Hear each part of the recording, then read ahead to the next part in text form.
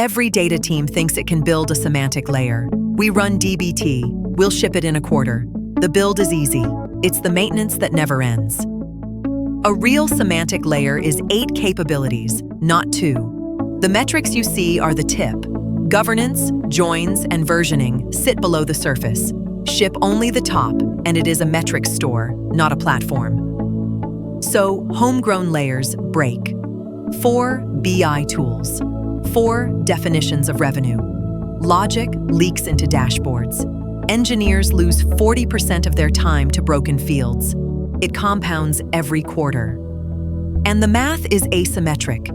Build needs 6 conditions to hold at once. Buy needs just 1 of 5 triggers to fire. A second warehouse.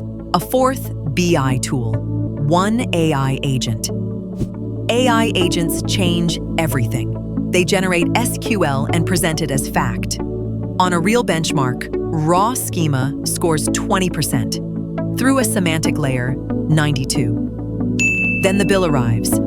Engineering alone, over $1 million in 3 years. One model puts build at $5.6 million, and buy at 2.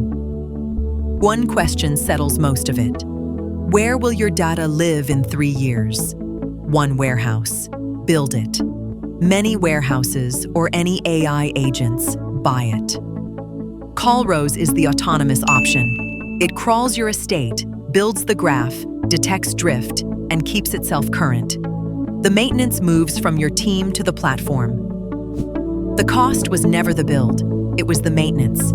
Fix the context, not the model.